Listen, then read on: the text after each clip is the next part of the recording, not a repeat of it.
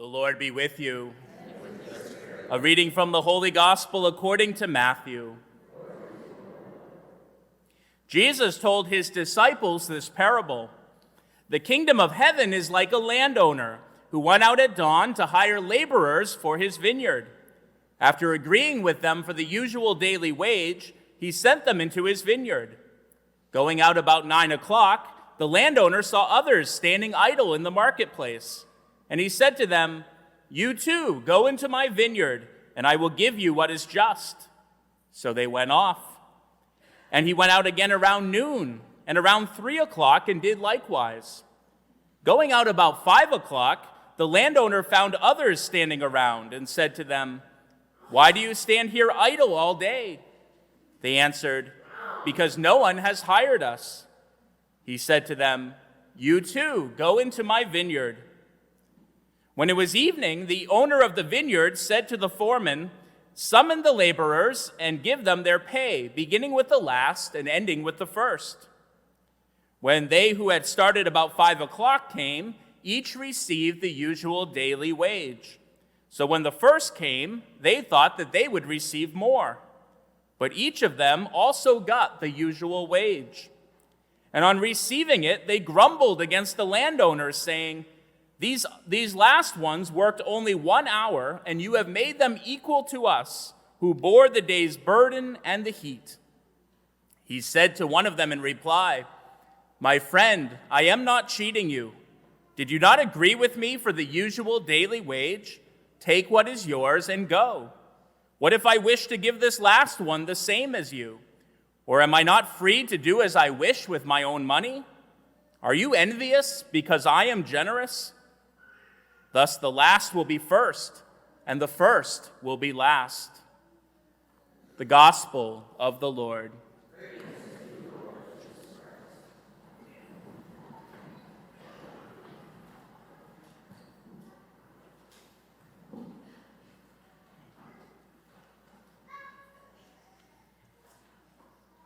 It seems like there's a lot of negotiation going on at the moment when it comes to people's paychecks, with everyone from the auto workers to Hollywood actors and writers on strike, employees maybe figuring out we have more bargaining power, there's a shortage of workers, let's renegotiate things.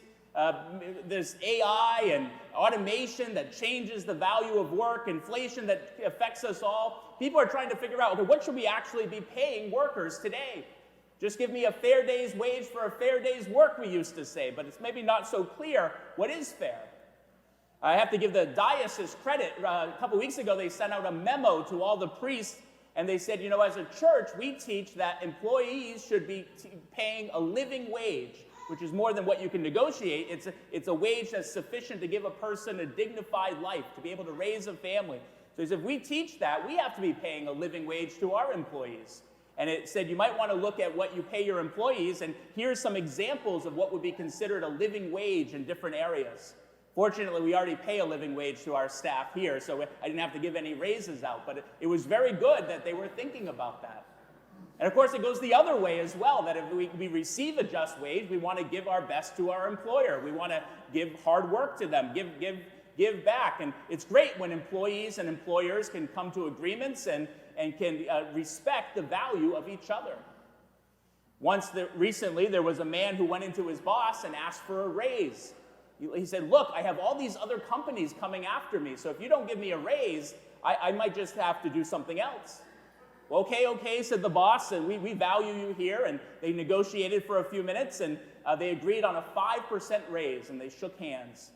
And the employee got ready to leave the office, and the boss stopped him and said, "Now, by the way, you said you had all these companies coming after you. Who are they?"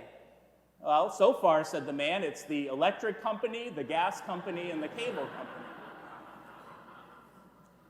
The landowner in the gospel today, he seems to know exactly what he wants to pay his workers, and it's exactly the same for everybody. The usual daily wage makes it very easy. But if you read the story carefully, there's actually a little negotiation that takes place with each of the groups that he sends out, little collective bargaining. And the first group, they agree to the usual daily wage. Perfect. That's exactly what they're going to work a full day's work, so they'll get a full day's wage. Everyone's happy. Everything's fair.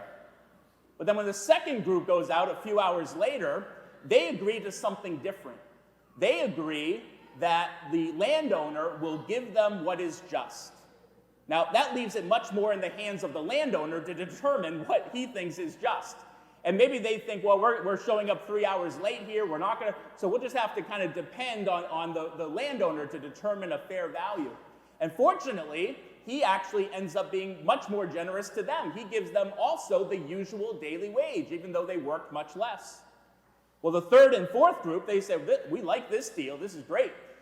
We'll just take their deal, please. And so they do likewise.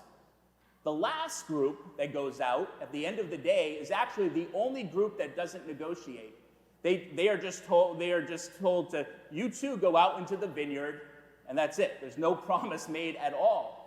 And they're probably figuring, oh, we can't demand very much. We're not going to be working very much. By the time we get out there, it's going to be time to turn around and come back. What value do we have? Maybe we'll just go out there and see what happens. Maybe something will be thrown our way. But actually, they end up getting the best deal of all because they too get the usual daily wage, even though they practically didn't work at all. Well, we can take many lessons from this story, I suppose, but one lesson might be careful how you negotiate. Sometimes we start negotiating against ourselves when we don't recognize our value. The ones who make out the best are the ones who don't negotiate at all. Sometimes when it comes to our relationship with God, we try to negotiate too much. We try to bargain with God. God, I'll give you this if you give me that. Or God, come on, I gave you of so much in my life. I've done so much for you, and you've now left me with an illness. You've now left me with a problem I can't solve. But what we have to recognize, and what the story helps us recognize, is that God gives us everything. God gives us everything in his generosity. God wants to give us so much more than we can even imagine or ask for. Sure, we could say, God, give me the best thing that I can imagine. But that's not very good because our imaginations are pretty poor. Much better prayer is, God, give me the best thing that you can imagine. The best thing that you know I need. Don't even give me what is just. That's not a very good prayer as well. God, give me what is just. Well, that's a prayer, someone put it rather bluntly, is a prayer for hell. That's what we deserve in complete justice because of our sinfulness. Don't ask for what you deserve, for what is just. Ask for what God wants to give you in his great mercy. The other lesson I think we can draw from this is the danger of comparing and contrasting with others what we get. Everyone is perfectly happy in this story. Everyone gets at least what they deserve, and others get much, much more. It's not until they start comparing and contrasting with others that all of a sudden everyone starts getting angry.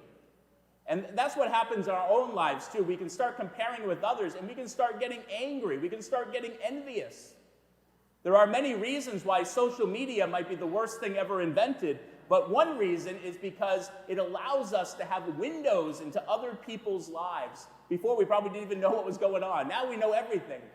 And we can see all the pictures that other family posted on Instagram for some great vacation they took. Or we can see the parties that they keep inviting everyone to on Facebook. And we say, I can't do that. I'm just trying to survive here. I'm just trying to support my family. I can't do all these fun things. And all of a sudden, if we're not careful, we start becoming envious. Especially because social media really only shows the good parts of people's lives, usually. Usually, everyone puts the best things up there. But what they don't put up there so much is their hardships, is the difficulties they go through, is the crosses they go through. We be careful saying, God, I want their life. Because they might be going through some things you don't even know about that you couldn't possibly bear. There was once a young man who was having a very difficult time. He was weighed down by many burdens in life, and he would look at all his friends and say, well, my friends seem to have everything just going swimmingly. God, I can't take this anymore. You've got to take this cross away from me. Well, that night, the young man had a dream, and in the dream, Jesus showed up and said, I heard your prayer.